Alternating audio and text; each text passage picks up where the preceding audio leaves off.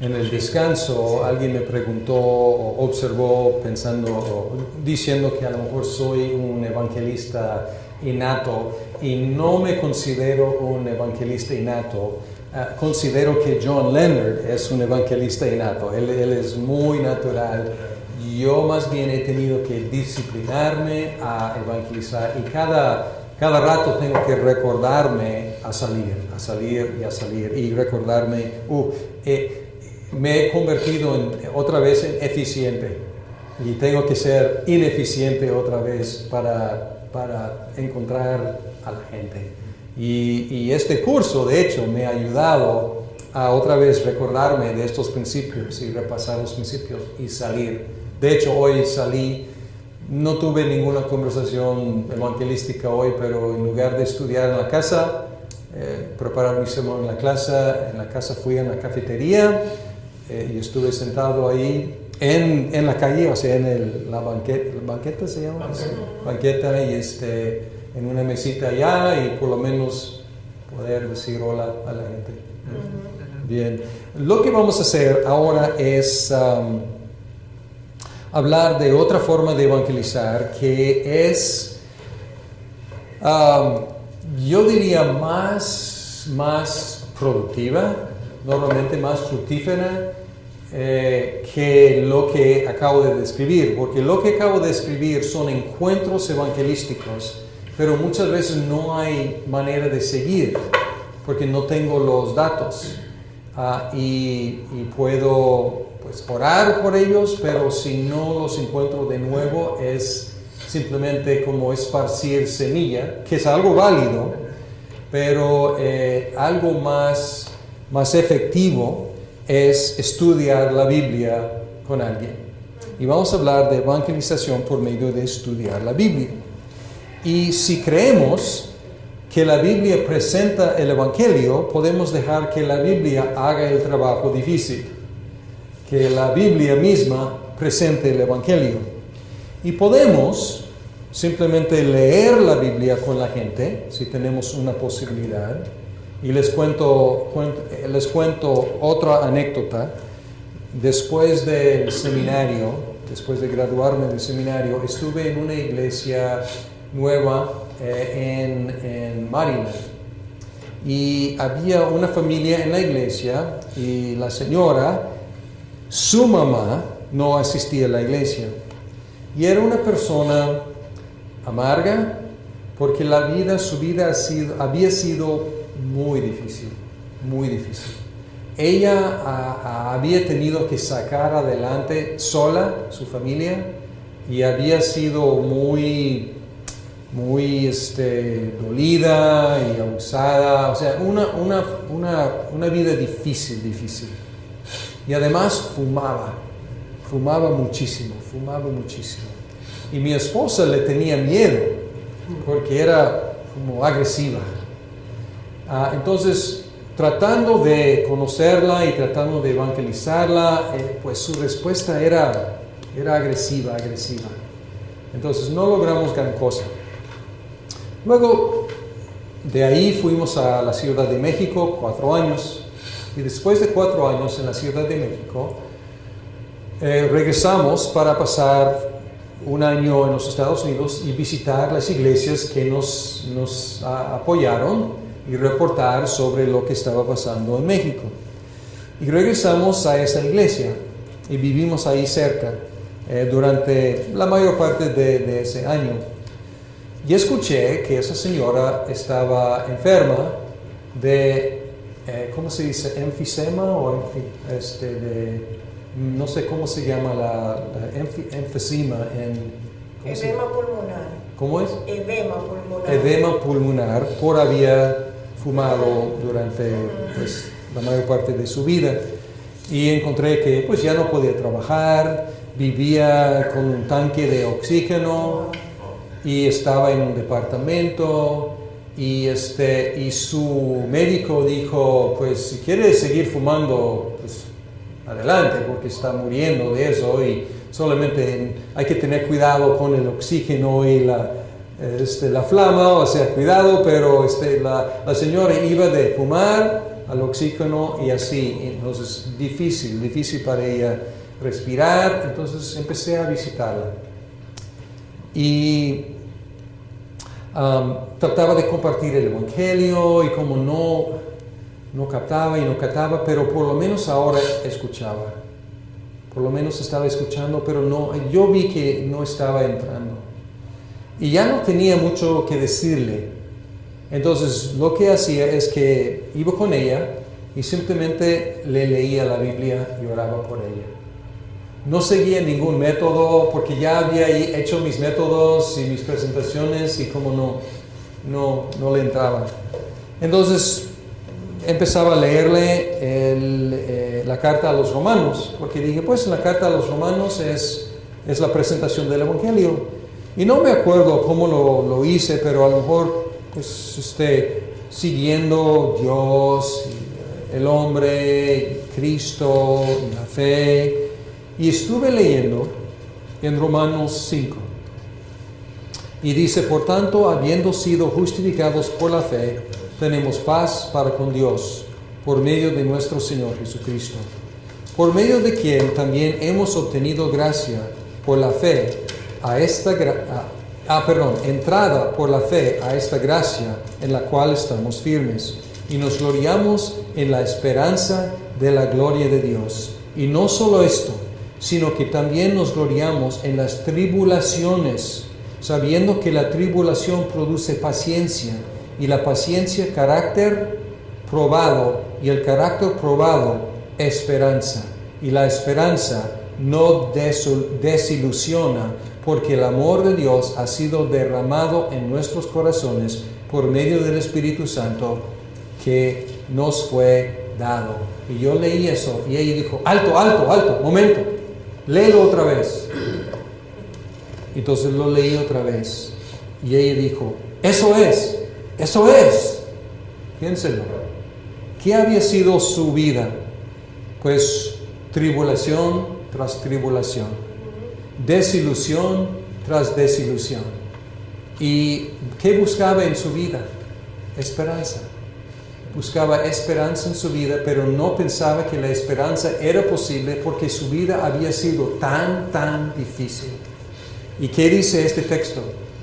Que hay esperanza no solamente a pesar de las tribulaciones, sino a través de las tribulaciones.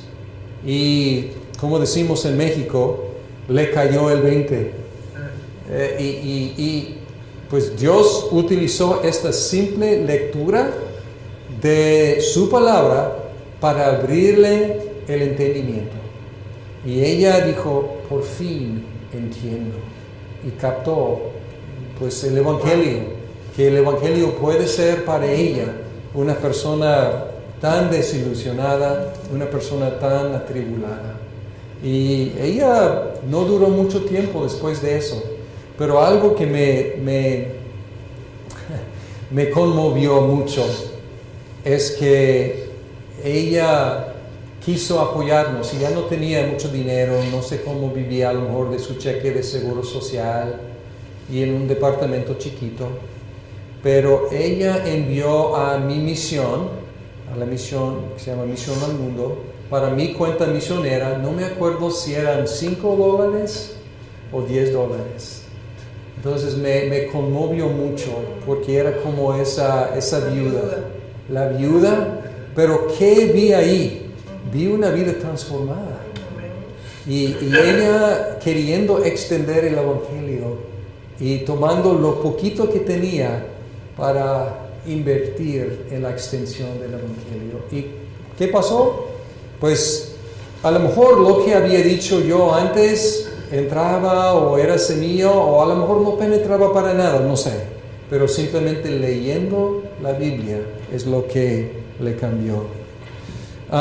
Más aún es si podemos estudiar la Biblia con la gente. Y obviamente este método presupone cierto nivel de interés en conocer la Biblia. No presupone que la gente crea en la Biblia o crea en Dios, pero por lo menos una inquietud en saber lo que dice. Porque a veces la gente puede decir, pero pues yo no creo en Dios. Yo no estoy diciendo que pues, tienes que creer en Dios, estoy invitándote a estudiar la Biblia. Yo soy cristiano, yo creo en la Biblia y quiero que sepas lo que está en la Biblia. Pero no creo en la Biblia. Exacto, tú no crees en la Biblia y yo sí. Entonces por eso quiero estudiarla contigo. Entonces no estoy suponiendo nada. Pero muchas veces, y encontramos esto muchísimo en México, y si están en un mundo latino, la gente tiene una Biblia. Es de este tamaño y está en un atril, en una mesa central. No sé si sea así en todos los países latinos, pero muchas veces en México hay una Biblia de familia, una Biblia que recibieron cuando se casaron, pero es un adorno y no se lee, eso es muy bonita y muy grande y adornada, pero es un libro como misterioso, es un libro desconocido, es un libro que quieren saber porque ahí está durante todas sus vidas en la casa de sus papás, igual una Biblia bonita, grande, sentada ahí, ahora en sus casas, pero es un libro desconocido e intimidante porque es tan grande. Entonces hay una inquietud y muchas veces encontramos en México algo de como resistencia al principio. Estás aquí para cambiarme mi religión. Y les decía, ¿tú crees que yo puedo cambiar tu religión? O sea, ¿quién crees que soy? O sea, no puedo cambiar la religión de nadie, ni es la idea. Yo soy pastor y yo enseño la Biblia. ¿Quieres, pues, estudiar la Biblia? Pues sí, la Biblia, sí. Sí me interesa la Biblia. Entonces, no presupone fe, no presupone teología, pero presupone cierto nivel de interés en conocer la Biblia.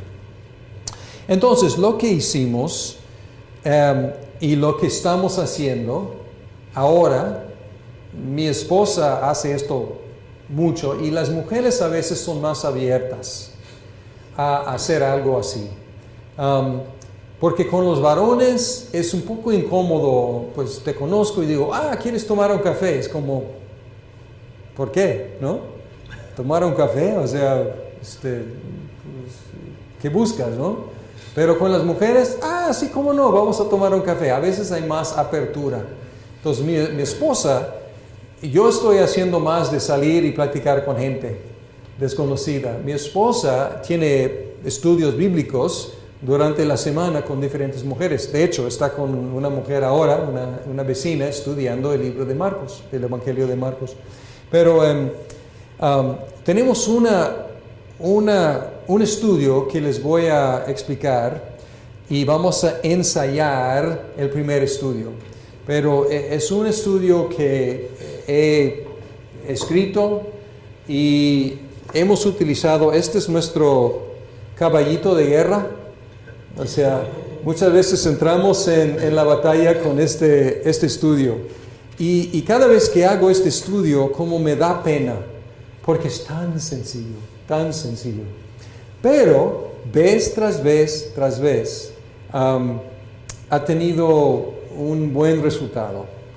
Y quiero explicarles cómo funciona, y luego vamos a hacer el primer estudio juntos. Hace 6 preguntas. El primer estudio se llama ¿quién es Dios? Segundo estudio, ¿qué es el pecado? Tercer estudio, ¿cuáles son los resultados del pecado? Cuarto estudio, ¿quién es Jesucristo? Quinto estudio, ¿qué hizo Jesucristo? Sexto estudio, ¿cómo puedo recibir la vida eterna? ¿Les suenan? Pues son básicamente este orden, sí, más este orden que este. Y al final, las últimas 2 preguntas son estas 2 preguntas de evangelismo explosivo, pero están al final, no al principio. Entonces, consecutivamente los estudios van presentando el evangelio Además, cada estudio presenta el Evangelio. Entonces presenta cada estudio el Evangelio de alguna forma u otra y consecutivamente presentan el Evangelio. Y luego las últimas dos preguntas de todo son: si murieras hoy, ¿estarías seguro de ir al cielo? Y supongamos que esta noche mueres y tienes que presentarte ante Dios y Él te pregunta: ¿por qué crees tú que debo permitirte la entrada al cielo? ¿Qué le dirías? ¿Qué son estas dos preguntas? Pero en lugar de empezar con estas preguntas, estudiamos el Evangelio primero y luego hacemos la pregunta para ver si captaste o no. ¿Ok? Bien. Entonces vamos a formar un círculo aquí. ¿Ok? Y no tienen que traer Biblias porque tengo Biblias para ustedes. ¿Ok? Y les voy a explicar por qué estas Biblias. Vamos a ver, un círculo, Claudia, por favor. Bien. Doug, ¿estamos bien así o...? ¿Sí? Muy bien. Ok, bien. Entonces ustedes pueden jugar el rol que quieran. Menos agresivo. Porque si están aquí, pues aceptaron llegar a un estudio. Pueden ser escépticos, probablemente no van a estar aquí si son agresivos contra el Evangelio. ¿Me explico? Pero pueden jugar el rol de ignorantes o de escépticos o lo que sea. O sea, no tiene que ponérmelo difícil, pero pues porque ya aceptaron estar en mi casa o donde estamos. Vamos a suponer que estamos en la casa, ¿no? Entonces, empezamos, ¿no? Pues bienvenidos, me da mucho gusto tenerlos aquí en la casa y qué bueno que aceptaron y me honran con su presencia aquí. Y lo que vamos a hacer es un pequeño estudio bíblico y se llama Introducción a la Gracia de Dios. Y la gracia es el favor de Dios. Entonces vamos a tratar de entender su favor. Entonces déjenme compartirles Y tengo estas Biblias, y estas Biblias, cualquier Biblia es buena si es de una traducción confiable, la mayoría pues de comités muy buenos que traducen la Biblia, pero esta es una traducción muy accesible, como se lee como nosotros hablamos, es algo muy como hablamos, ¿no?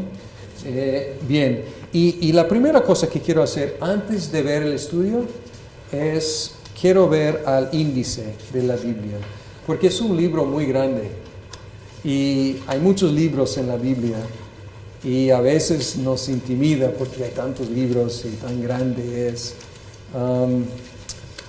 Y vamos al índice. ¿Todos encontraron el índice? Sí, en el índice está aquí al principio.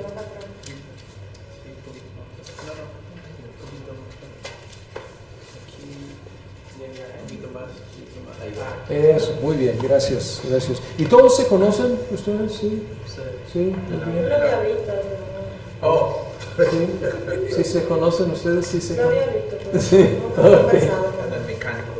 Sí, a ver, sus nombres entonces, para recordar. Entonces, Melvin, Marlon, Claudia y Larry. Ok, muy bien. Sí. Bien, y pueden ver aquí en el índice que habla de dos testamentos. Dice Antiguo Testamento y Nuevo Testamento. El Antiguo Testamento es antes de la llegada de Jesucristo. Empieza en la creación del universo y llega hasta antes de que llegue Jesucristo. Y está anticipando la llegada de Jesucristo, preparando el camino. Luego el Nuevo Testamento cuenta la llegada de Jesucristo y habla de lo que pasó en su vida y después de su muerte y pues lo que pasó después. Y rápidamente podemos ver grandes secciones, porque en el Antiguo Testamento hay muchos libros históricos. Empieza con Génesis hasta, encuentran ahí Esther. Esther, todos esos libros son historias. Y luego tenemos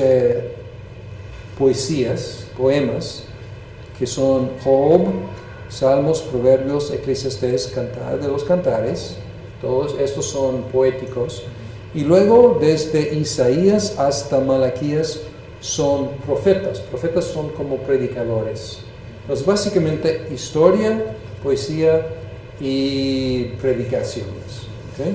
Nuevo Testamento igual empieza con historia.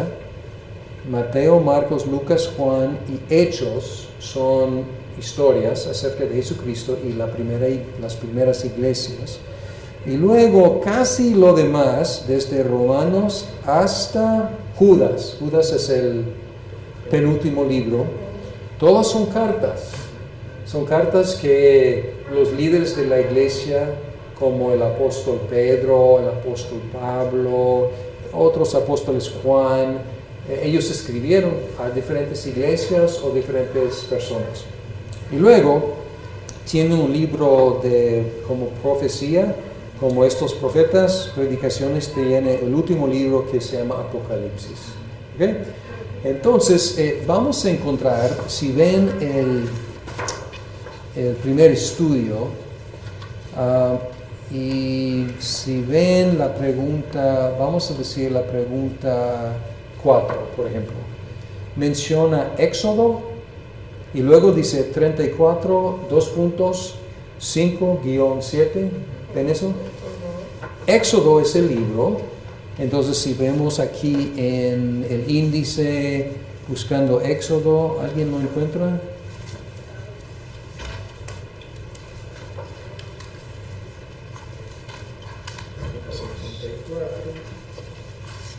Sí, es el segundo libro, ¿no? Sí, entonces Éxodo. No tenemos que buscarlo, pero nada más para ver. Entonces el libro se llama Éxodo y luego 34 es el capítulo. Y cuando ven en cualquier de las páginas, encuentran letras grandes, estos son los capítulos. Y luego dice guión, o más bien 2 puntos, y luego dice 5 a 7.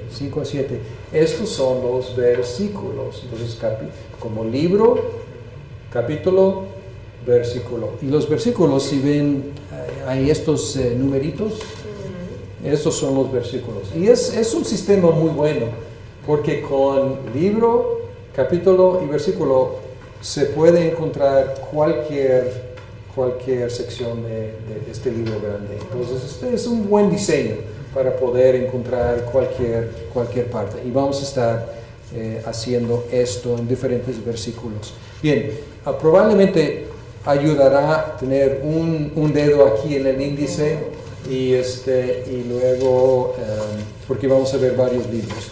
Ok, ¿listos a empezar? Perfecto. Listos. Ok, antes de ver el texto, tengo una pregunta para ustedes.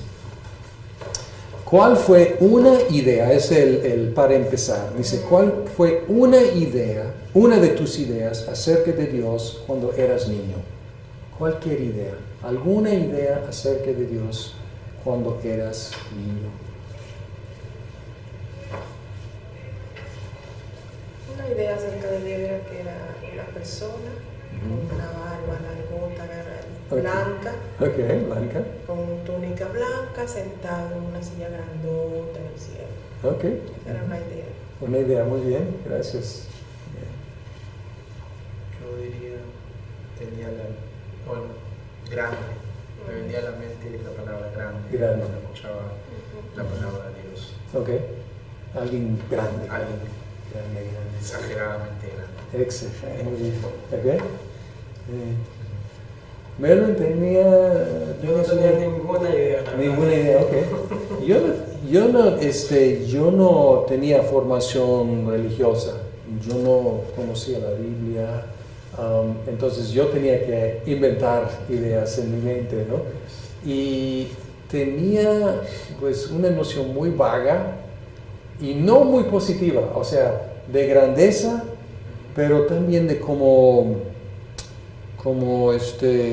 buscando atraparme en algo, ¿no? Entonces tenía algo de miedo.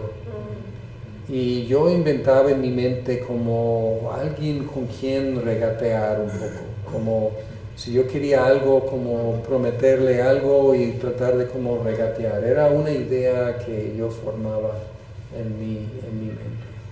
Cuando tenía aproximadamente como unos 12 años, estaba en la escuela, había una iglesia que ellos siempre, para este tiempo de Semana Santa, ellos ponían siempre una película de la crucifixión de Jesucristo, pero ellos no explicaban nada más, solamente ponían la película. Yo veía todo, pero yo no sabía el resultado, que por qué no, el morito, pero nada, porque no explicaban, solamente ponían la película como cuando uno va al cine. Y para mí eso era normal, o sea, era lo que sabía. Veía y salía como si nada, porque no entendía, no sabía de qué se trataba. Sí, ok, gracias, muy bien. Ok, vamos a Salmo, y esto es un poema, como van a ver. Y este Salmo, lo bueno de los Salmos es que es más o menos a la mitad. Entonces, si abren la Biblia a la mitad y busquen Salmo, y luego el capítulo es 93.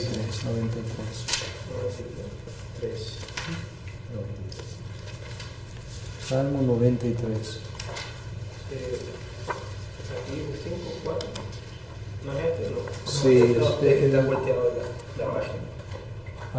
sí, está pegada. Eso, sí, muy bien.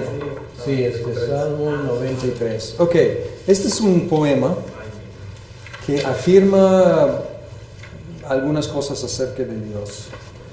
Y algunas personas le gusta leer audiblemente, otras personas no tanto, y nadie tiene que, pero si alguien quiere, pues es bienvenido.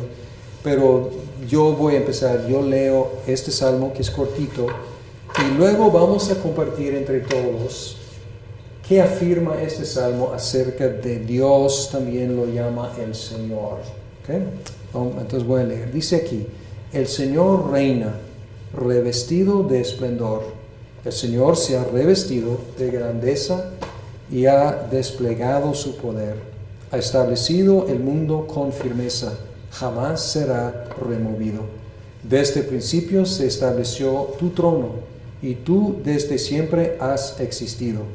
Se levantan las aguas, Señor, se levantan las aguas con estruendo.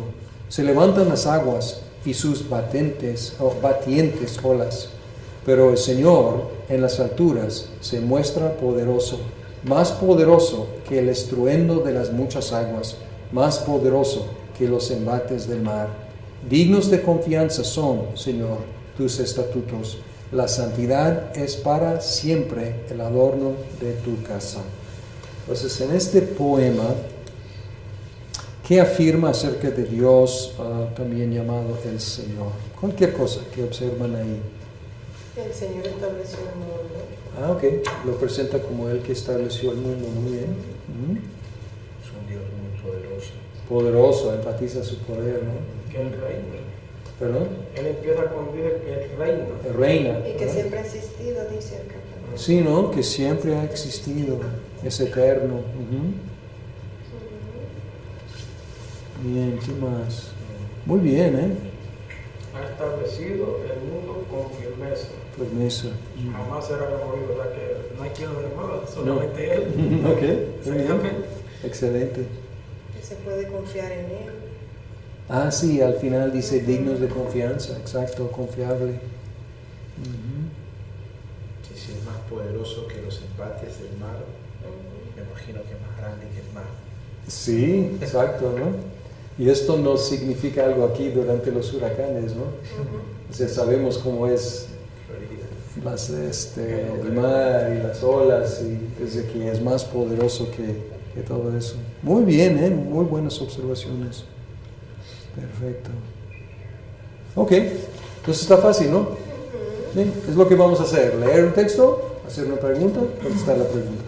Bien, vamos a otro salmo, 139. 139.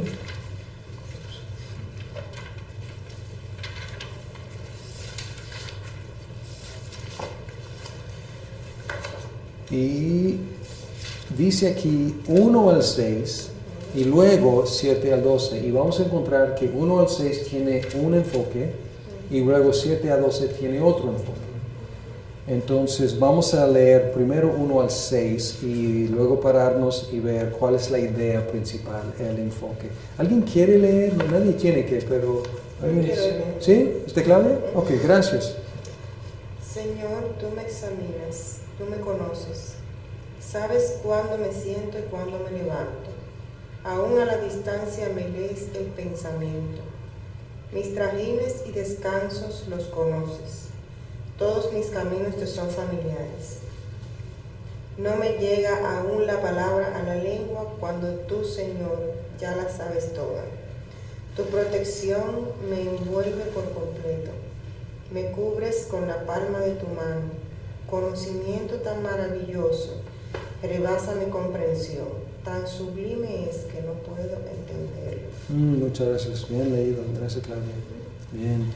Entonces, ¿cuál sería como un resumen de esta sección o cuál es la idea principal de esta sección? Que Él conoce todo acerca de nosotros.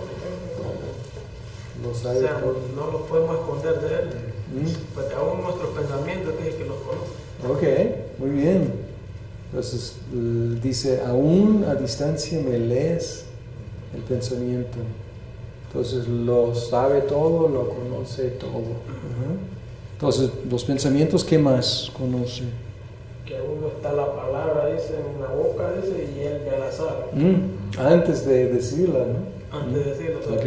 Entonces, conoce el futuro, entonces. Ni nosotros sabemos lo que vamos a decir, y Él ya lo Ella sabe. la sabe. Muy bien. Ok. Mis descansos y mis trajines, dice que también lo conoce. Ah, ok. ¿Qué son trajines? Los afanes. Afanes, trajines. Los Afanes, ok. Preocupaciones, ok. Y los caminos. Caminos también, mis movimientos. Cosas que hago.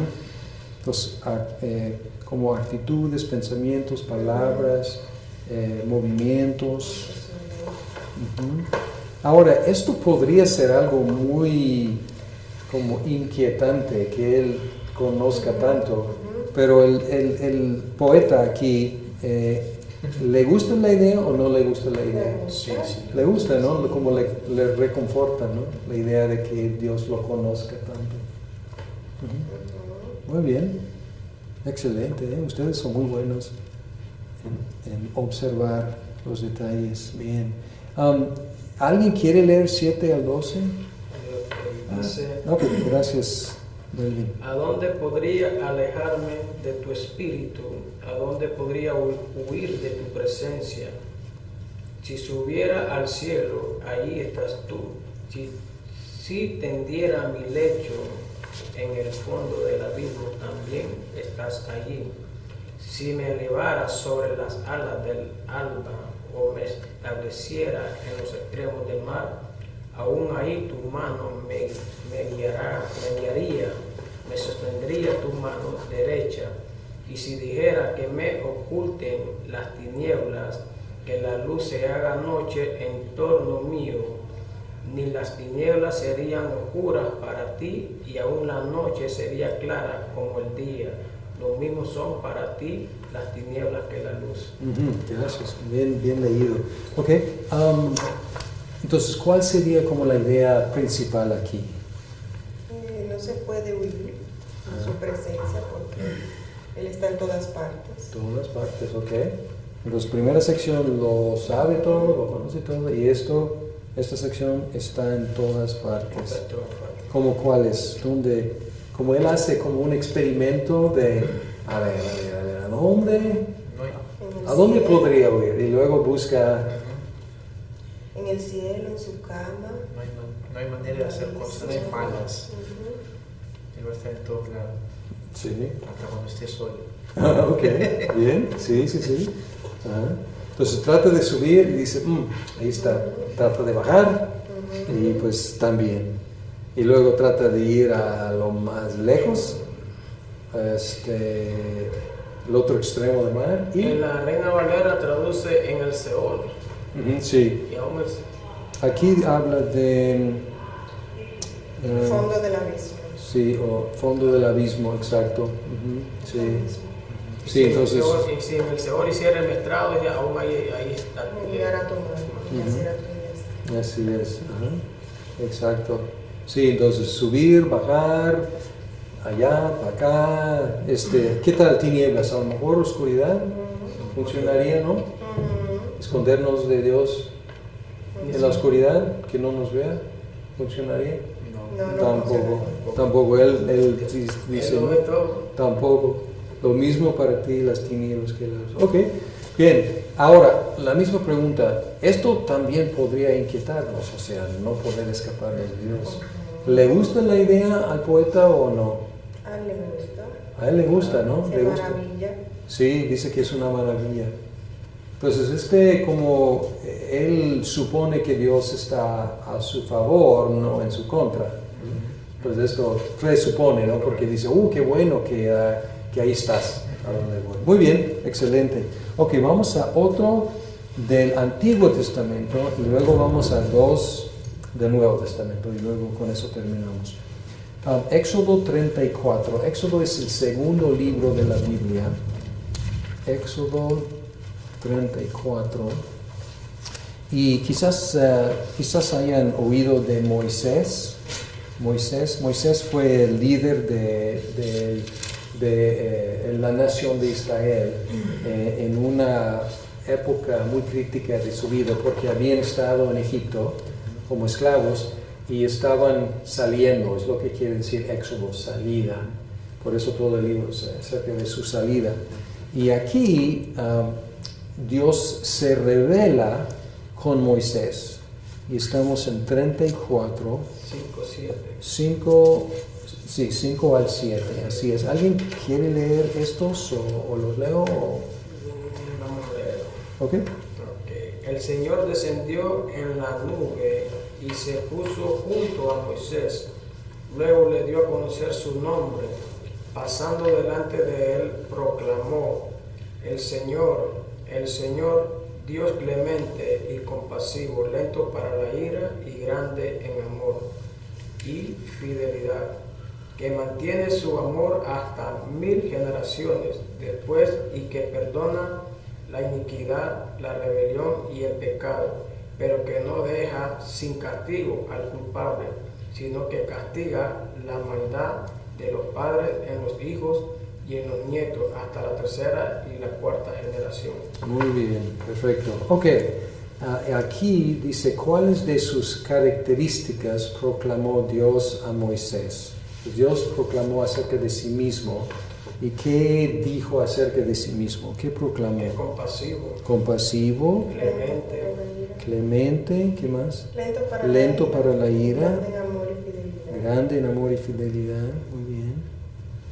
Que mantiene, dice, su amor hasta 1000 generaciones. 1000 generaciones, muchas generaciones, ¿no? Dios que perdona. Que perdona, ¿qué perdona aquí? Dice ahí la iniquidad, rebeldía, pecado. Pero la iniquidad y la rebelión son pecados. Sí, ¿no? Es como ¿Por qué lo pone iniquidad, pone rebelión y dice pecado? Buena pregunta, ¿qué piensan? ¿No es lo mismo? ¿Cómo lo ven? ¿Es lo mismo o son diferentes cosas? pero que al final pues no va a pasar por alto desde la maldad, el pecado. Sí, vamos a guardar eso un momento porque Claudia hizo una pregunta interesante. Iniquidad, rebelión y pecado. ¿Es lo mismo, relacionados, o sea, son diferentes o cómo lo ven? ¿Por qué dice las tres cosas? Perdona, iniquidad, rebelión y el pecado. ¿Lo ven como sinónimos o como cosas diferentes? ¿Cómo lo ven? Yo no lo entiendo, ¿no? Ajá. No lo entiendo. Creo que va de la mano, ¿no? Porque el pecado creo que es el autor de la iniquidad y la rebelión, ¿no? Ajá. Como palabras relacionadas, similares.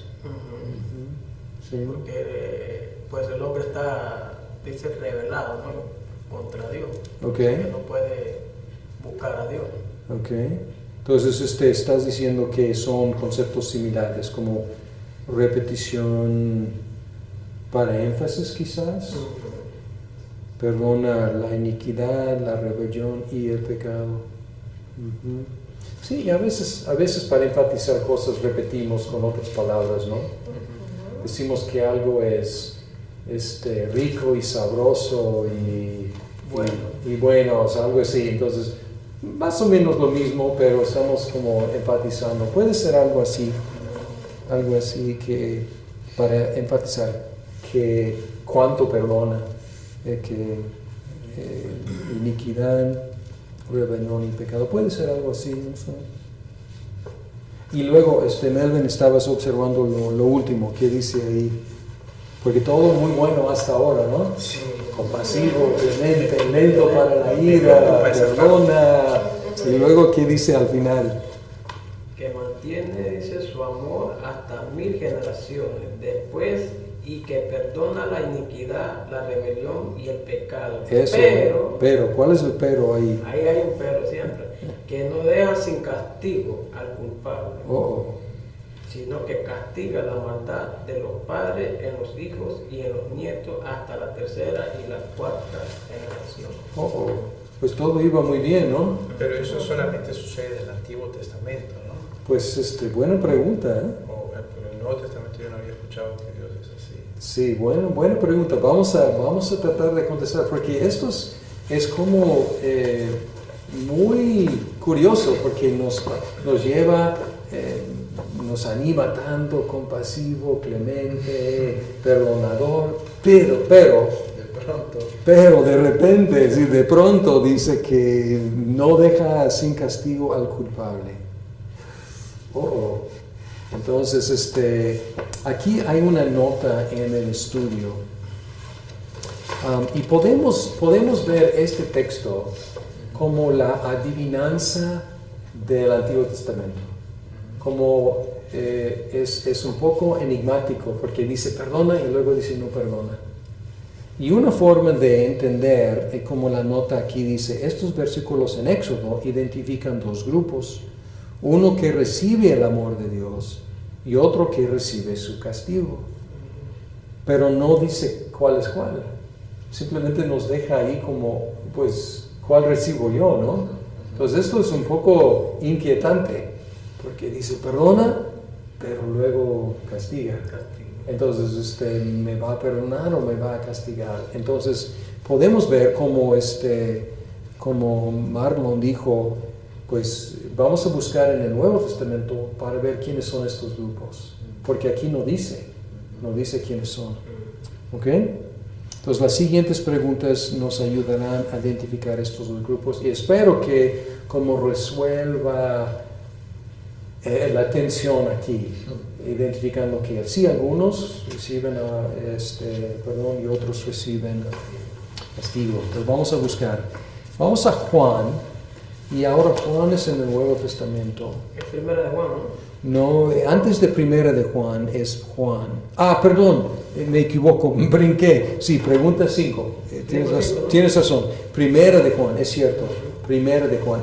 Vamos a ver que primera de Juan es una carta y Juan es historia de Jesucristo. Entonces, primero vamos a primera de Juan. Gracias, Melvin. Yo brinqué. Primera de Juan 4, entonces capítulo 4, yo estoy encontrando en página 826, ya está, 826, Claudia me ganó. Qué rápido, Dependiendo cómo me conteste, me quedo o no me quedo en su iglesia. Dependiendo cómo sea. Ok, bien. Pero no quiero que castiguen a mi generación. Sí, ¿no? Sí, claro, yo tampoco, Por eso me urge ver qué dice el Nuevo Testamento, ¿no? Bien, vamos a buscar resolver esta tensión. Sí, entonces vamos a ver primera de Juan 4, 7, ¿todos tienen? Sí. ¿Alguien quiere leer? Ok, gracias, Marlon. Queridos hermanos, amémonos los unos a los otros, porque el amor viene de Dios y todo el que ha nacido de Él y lo conoce. Porque todo el que ama, ha nacido de Él y lo conoce. El que no ama no conoce a Dios, porque Dios es amor. Así manifestó Dios su amor entre nosotros, en que envió a su Hijo unigénito al mundo, para que vivamos por medio de Él. En esto consiste el amor, no en que nosotros hayamos amado a Dios, sino en que Él nos amó y envió a su Hijo para que fuera ofrecido como un sacrificio por el perdón de nuestros pecados. Ok, gracias. Entonces la pregunta es, ¿qué hizo Dios para mostrar su amor? ¿Qué dice? A su hijo. Envió a su Hijo, ok, bien. ¿Y lo envió como qué? ¿Para Para qué? que vivamos, ¿Perdón? para que vivamos, dice, Ajá, vivamos por medio de Él. y por el perdón de nuestros pecados. Ah, ok, ahí está ese concepto que encontramos en Éxodo, ¿no? Del perdón de los pecados. ¿Y cómo conecta lo que, su Hijo con esta cuestión del perdón de los pecados? ¿Hay una conexión ahí? A ver, en el 10 hace... al mundo, para que vivamos por medio de Él. Y luego en el 10 dice, en esto consiste el amor, no en que nosotros hayamos amado a Dios, sino en que Él nos amó. Entonces, ¿quién tomó la iniciativa aquí? Dios. Dios, sí, ¿no? Entonces, y envió a su Hijo para que fuera ofrecido como sacrificio por el perdón de nuestros pecados. Ok, entonces, ¿qué hizo Cristo según esto para efectuar el perdón de nuestros pecados? Murió, sí, murió, exacto. ¿Y murió como qué? ¿Cómo lo describe? Crucificado, ¿no? Sí, crucificado, ajá. Sí, murió crucificado. Hay un sacrificio. Sí, sacrificio. Sí, fue sacrificado. Ujú. Y esto es lenguaje que viene del Antiguo Testamento, porque había muchos sacrificios de animales en el Antiguo Testamento. La idea era que, pues, en lugar del culpable, otro murió. Y eran muchos animales en el Antiguo Testamento. Pero aquí dice... Ofrecido. ¿Perdón? Dice ofrecido. Ofrecido. Como cuando uno Entregado. ofrece algo. Sí. Entregado, ofrecido, exacto. Entonces aquí dice, Él se sacrificó, no explica mucho, pero se sacrificó y esto efectúa el perdón de nuestros pecados, algo así. Pues vamos a estar viendo poco a poco, porque después hay 2 lecciones sobre Jesucristo. Unos quién es y luego qué hizo. Pero por lo menos ahora, por lo pronto, podemos ver que hay una conexión entre su sacrificio y el perdón de los pecados. ¿Okay? Vamos a dejarlo así por lo pronto. Y vamos a hacer unas 2 preguntas más. Y vamos a ir a Juan. Juan es... Sí, Juan 3:16. Entonces Juan está... ¿La carta o la historia? Es la historia, sí, la historia. Estoy encontrando en 697. 697.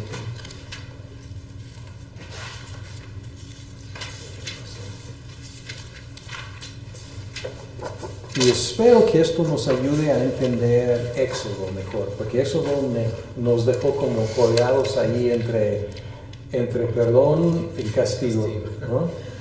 Entonces aquí estos textos hablan también de 2 resultados, uno positivo y otro no tanto. ¿Todos tienen? ¿Sí? ¿Alguien quiere leer 6? Vamos a hacer 3, 16 a 18 y luego vamos a brincar hasta 36. Ok, ¿alguien quiere? Gracias, Gaby. Porque tanto amó Dios al mundo, que dio a su Hijo unigénito, para que todo el que cree en Él no se pierda, sino que tenga vida eterna. Dios no envió a su Hijo al mundo para condenar al mundo, sino para salvarlo por medio de Él. El que cree en él no es condenado, pero el que no cree ya está condenado por no haber creído en el nombre del Hijo unigénito de Dios. Bien, ok, y luego bajar al último versículo de ese capítulo. 36. Sí, por favor. El que cree en el Hijo tiene vida eterna, pero el que rechaza al Hijo no sabrá lo que es esa vida, sino que permanecerá bajo el castigo de Dios. Okay, entonces aquí hay conceptos similares a Éxodo, ¿no? Porque habla de vida y muerte, perdón y castigo. Pues la pregunta es, ¿de qué forma puedes recibir y de qué forma puedes rechazar el amor de Dios? Entonces, primero de Juan dijo que en amor envió a su Hijo como sacrificio para efectuar el perdón de los pecados. Y aquí nos da como la clave para recibir o para no recibir ese amor. ¿Y cuál es la clave? Cree. Sí, Creer. cree, ¿no? No, creer. Enfatiza mucho eso. Creer, ¿no? Sí, enfatiza creer. Varias veces dice eso, ¿no? Creer. Ajá. Ok, creer. ¿Y qué significa eso, Larry, de que si no creo me pierdo? Me O sea, el que cree obliga, porque dice que el que no cree se va a ser condenado, entonces obligatoriamente que hay que creer en eso. Sí, es lo que dice, ¿no? Pues sí. Sí, y la séptima pregunta dice, ¿qué tiene el que recibe su amor y qué tiene el que lo rechaza? Y creo que ya contestaron, ¿no? Y igual que Éxodo, suena por un lado fantástico, por el otro lado terrible, ¿no? Entonces, ¿cómo lo ven? Porque dice en el 17 habla de su amor, y luego 16 habla de su amor, y 17 como dice el propósito. Dice, Dios no envió a su Hijo al mundo para condenar al mundo, entonces no es lo que desea, sino para salvar por medio de Él. Pero luego como nos lanza la pelota. A Éxodo 7. Y nos dice cuál quiere, ¿no? O sea, Dios hizo todo para que tengan vida, sí, pero pues nos lanza la pelota y dice, pues van a recibir o van a rechazar. Y luego las consecuencias. Este texto es muy crucial porque a veces nosotros decimos, bueno, pero si tú no te arrepientes, ¿no? Y si en caso mueres hoy, vas para el infierno. Pero este texto está diciendo, bueno, el que cree en Él no es condenado, pero el que no cree ya está condenado, o sea, ya está en el infierno. No necesita morir para ir al infierno porque ya Él está condenado ya. A menos de que crea y se arrepienta, ¿no? Sí, es lo que está diciendo, que dice que está ya condenado. Ya está condenado, o sea, que ya está en el infierno. Sí. Pero todavía mientras viva, tiene esperanza, ¿no? Porque de creer. puede llegar el Evangelio a él y la fe del Salvador. Sí, entonces pues sí está poniendo las mismas dos opciones, ¿no? De perdón o no perdón, o sea, perdón o castigo, de vida o de muerte, de condenación o salvación. Y dice que el parteaguas que determina es si creemos o no creemos. Y la meta aquí, pues este es el primer estudio, y luego vamos a ver, a lo mejor dice, qué exagerado, pero en 8 días, si Dios permite, vamos a ver, pues de qué se trata esto de pecado, ¿no? Y luego los resultados del pecado, vamos a ver si es tan serio o no tan serio. Luego vamos a profundizar más en quién es Jesucristo, y luego regresar al final para hablar de esta cuestión de la vida, ¿ok? Entonces, este primer estudio como presenta el tema o los temas, y luego vamos a tratar de profundizar en cada tema. Entonces, ¿cómo lo ven? ¿Sí? No, qué bueno. Entonces, Dejamos hacer el switch, ¿no? Bueno, hacemos el switch de nuevo ahora. ¿Ya? Sí. Ahora ya somos evangélicos. Pero está Sí. bueno, está bueno. Sí. Entonces, ¿qué observaron de esta dinámica? Que el aprendizaje es netamente por la palabra. O sea, no hay una persona que te está diciendo teorías o explicándote algún material, sino que la misma palabra está demostrando lo que es la verdad. Sí. Está explicando a la persona que no conoce directamente. O sea, ahí están las respuestas. Sí. No es como dice en Corintios Pablo, no es sabiduría de hombre, no de Dios. ¿No? Sí. Porque están usando la Biblia. Pues, la misma Biblia dice, la misma palabra dice que él redarguye y corrige. ¿No? Entonces, Sí, exacto. Sí, es la idea. Es la idea que la misma Biblia vaya presentando. Exacto. Sí. Y vieron cuando hicieron una pregunta, ¿qué hice con la pregunta? La contestaba con la misma Biblia. Sí, o lanzaba al grupo. Oh, ya. ¿No? Entonces, tú dijiste iniquidad, rebeldía, pues, pecado. Y yo dije, ¿cómo lo ven? Sí, ¿No? sí. Para no ser como el experto yo. Para hacerlo participativo, ¿no? Eso, y para mandarlos otra vez a texto, para que pensaran en por qué se repite. Y luego como no salíamos de eso, y luego dije, pues a veces hablamos así. Entonces, no como experto, pero diciendo, a veces repetimos cosas para enfatizar, ¿cómo lo ven? Entonces, para dejarlo colegial y participativo, ¿no? Y pues igual, ustedes fueron muy benignos, o sea, no agresivos, gracias. Pero a veces la gente dice algo pues muy fuera entonces muy diferente o muy en contra de, y el chiste es simplemente pues mantener la calma y decir, pues vamos a estar viendo eso, gracias por la participación. Y los que tienen más dificultad con esta forma de estudiar son los cristianos. Empezamos hace 2 semanas en inglés con un grupo y con una señora nueva y como 3 cristianos. Y los cristianos querían contestar todas las preguntas y querían adelantar, y yo tenía que como frenarlos y decir, sí, en el tercer estudio vamos a tocar ese tema. En el quinto estudio vamos a... Entonces dejar que poco a poco vaya como gota por gota penetrando, es la idea. Entonces, y como digo, cada vez que hago este estudio digo, qué básico, y es impresionante que la gente dice, wow. La señora que llegó al estudio hace 2 semanas, ella luego puso, no estoy amigos con ella en Facebook, pero una de las señoras es amiga de ella en Facebook, y parece que la señora nueva puso en Facebook, estoy aprendiendo tanto, fui a un estudio y aprendí mucho, y, gracias a Dios, ¿no? Sí, entonces uno lo ve como pues tan sencillo, y nos olvidamos de qué tan poco sabíamos nosotros antes y qué tan poco sabe la gente. Entonces si tengo que elegir como en mi experiencia la forma más efectiva de evangelizar ha sido algo así.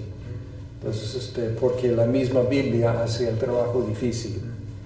Y la gente tiene que luchar con lo que está diciendo, ¿no? Y su bronca no está conmigo, ¿no? O sea, pues no estoy de acuerdo.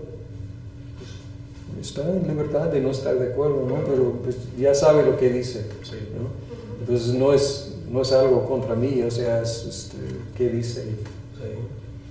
Y se repite, o sea, ¿cuáles de los puntos tocamos hoy? Dios, hombre, Cristo y respuesta. Sí, un poco tratamos todo, pero ¿cuál enfatizamos más? Dios. Cristo. Sí. Podría decir, Cristo, aunque no tocamos realmente quién es todavía. Lo que hizo, al menos. Sí, lo que hizo. Entonces no fue completísimo, pero de alguna forma tocamos cada uno y luego vamos, próximos 2 estudios, hombre, pecado, y luego 2 estudios, Cristo, y un estudio, respuesta. Entonces principalmente Dios, sus atributos hoy, y luego pues sí entramos, y cada estudio, como van a ver, y esto es para ustedes, para pues, tomar, y puedo enviarles es súper sencillo y los imprimo así como librito, pero van a ver que cada estudio toca todo de alguna forma, pero enfatiza una cosa más que otra. Entonces, ¿ok? Bien. Entonces, es algo, hay otros también que uno se llama Christianity Explored, y hay una versión en español, y son estudios sobre Marcos.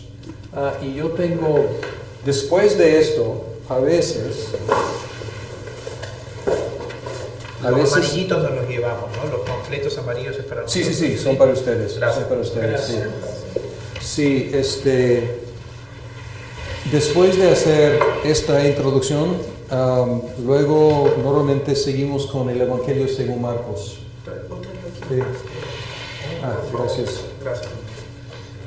Sí, gracias.